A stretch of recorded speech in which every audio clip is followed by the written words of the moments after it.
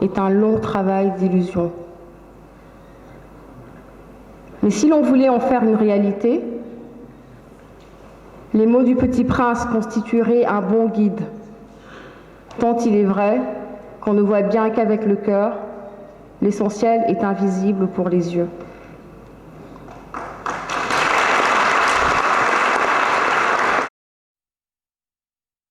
Un réel plaisir de représenter le ministre d'État, garde des Sceaux, ministre de la Justice, à cette cérémonie solennelle de rentrée de la conférence du stage du barreau, qui est aussi un moment privilégié de retrouvailles de la famille judiciaire après la rentrée des cours et tribunaux. Vous le devinez, c'est aussi avec un bonheur non dissimulé que je vis ces moments d'intense communion avec la famille du barreau du Sénégal à laquelle j'appartiens. Je voudrais tout d'abord, au nom du gouvernement du Sénégal et au nom du peuple tout entier, souhaiter la bienvenue à tous vos invités et un excellent séjour au Sénégal. Une fois encore, la rentrée solennelle de la conférence du stage est un succès, tant au point de vue de l'organisation, de la participation des invités, comme vous l'avez indiqué, Monsieur le bâtonnier, en nous présentant cette longue liste, et surtout au niveau de la qualité des prestations que nous venons d'entendre de la part des secrétaires du stage. Au-delà donc des évocations teintées de nostalgie, ce banquet oratoire renvoie avant tout à l'image d'un rite initiatique qui permet à des jeunes en présence des anciens et sous le regard critique et vigilant de ces anciens de montrer tout leur talent avec comme seul objectif de réaffirmer constamment le professionnalisme et la noblesse du métier d'avocat. Qui dit professionnalisme dit aussi maîtrise du droit, capacité de prendre en charge la défense des intérêts du justiciable et de voler à son secours, advocatus, comme le dit si bien l'étymologie même de la profession. Pour ce faire, outre l'habileté dans le prétoire et l'art de bien assimiler, outre le savoir-faire et l'art du savoir-dire, pour magnifier l'éloquence judiciaire, il s'agit aussi et surtout de s'adosser aux valeurs et règles fondatrices du barreau, au premier rang desquelles figurent la confraternité, la rigueur, l'élégance. Monsieur le bâtonnier, en évoquant de telles vertus, comment peut-on, comme vous, ne pas avoir en mémoire vos illustres devanciers, comme Maître Boubacar Gueye, Maître Fadilou Diop, Maître Ogokan Diallo, qui nous ont quittés, mais aussi ceux qui sont encore avec nous et dont je vois quelques-uns dans la salle, le bâtonnier Moustapha Seck, le bâtonnier Bokar Niane, le bâtonnier Maître Ousmane Elissar, et j'en passe. Ces illustres bâtonniers qui, toute leur vie, nous ont enseigné que la forme est la sœur jumelle du fond et que l'avocat, en tant que dernier rempart des libertés, devait toujours accomplir sa mission avec élégance, tant dans le port que dans le langage. Je vois encore, comme si c'était hier, le bâtonnier Fadilou Diop interpellant de jeunes avocats dans la salle des pas perdus en leur disant « Il faut parler un français châtié ». Le rappel des règles éthiques montre à quel point le barreau reste attaché aux valeurs cardinales qui font le respect de la profession d'avocat. Vos discours, Madame, Messieurs les secrétaires, ont particulièrement retenu notre attention. Car vous le savez peut-être, et vous l'avez sûrement entendu lors des cours de stage, la réflexion est nécessaire à toute œuvre humaine. Je dirais même que c'est le propre de l'essence humaine. Il en est ainsi de l'œuvre de justice. J'ai parlé de cours de stage car je sais que la conférence est un lieu d'apprentissage de l'art de bien faire et le souci de bien dire. Le bien dire, c'est l'effort tourné vers la restitution au juge, en termes simples, mais pertinents en droit, de la cause apportée en fait désordonnée par le client chez l'avocat. Le bien faire a été défini, comme je le rappelais tantôt, comme l'observation scrupuleuse des règles tutélaires de la profession,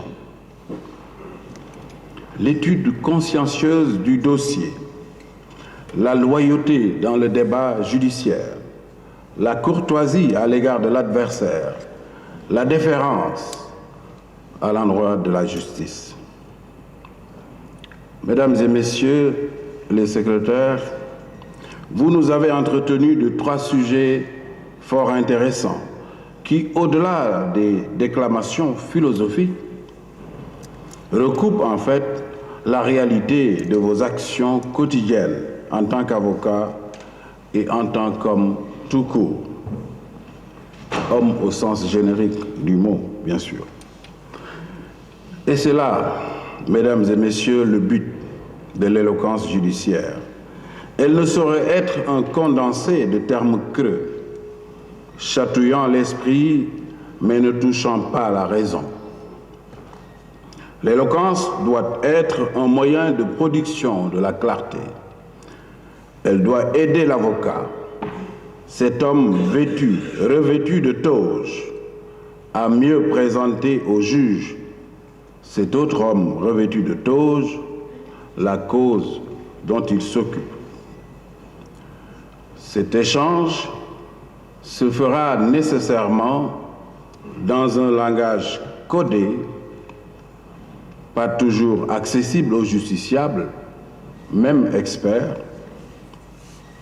C'est sans doute le message qu'a voulu nous transmettre Monsieur le Premier secrétaire Pape Sène, qui, dans son discours, nous a invités à aimer, malgré l'irréversibilité du temps.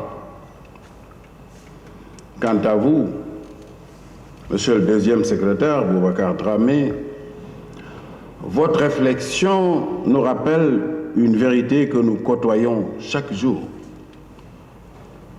Le droit à la différence, dont l'acceptation est le premier gage de la tolérance.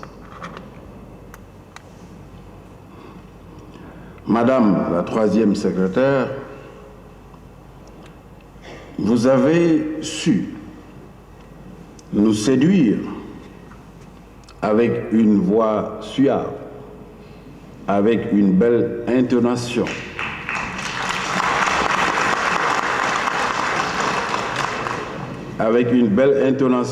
telle une muse dans un français châtié, comme le dirait le bâtonnier Fadilou Diop, et nous convaincre définitivement de l'interdépendance entre l'homme et la femme.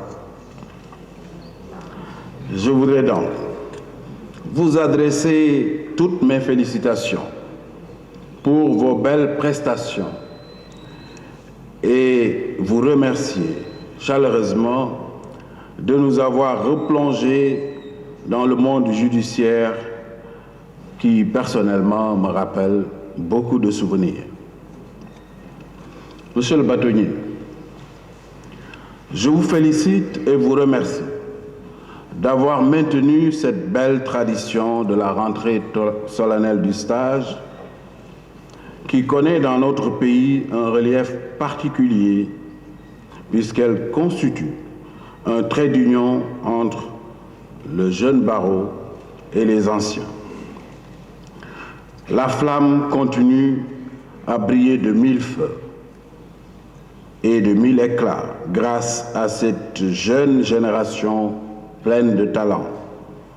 Je suis donc confiant et rassuré car la relève est assurée. Monsieur le bâtonnier, je vous ai également bien écouté et compris. Mais comme l'a indiqué Monsieur le Président de la République, son Excellence Maître Abdoulaye Wade, avocat honoraire de votre barreau, de notre barreau, le débat sur la réforme des hautes juridictions est ouvert. Il vient seulement d'être ouvert et les observations du barreau sont attendues et seront les bienvenues. Je voudrais aussi vous assurer de toute la disponibilité du Président de la République et du gouvernement à vous accompagner, le Conseil de l'Ordre et vous-même et l'ensemble du barreau, dans la politique de formation des avocats et de promotion du barreau du Sénégal. Je demeure convaincu que l'existence d'un barreau fort et compétent est un gage de renforcement de la vitalité de l'État de droit et d'une justice éclairée pour le bonheur et la paix dans la cité. Je vous remercie de votre attention.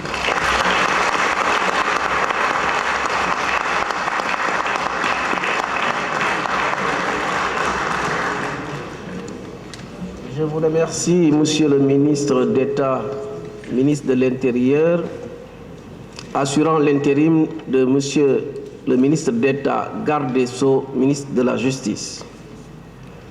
Avant de lever la séance, je voudrais, pour des questions d'organisation, informer nos confrères étrangers ainsi que les membres du Conseil de l'Ordre qu'un déjeuner est offert par Monsieur le bâtonnier et les membres du Conseil de l'Ordre au Café de Rome à 13h.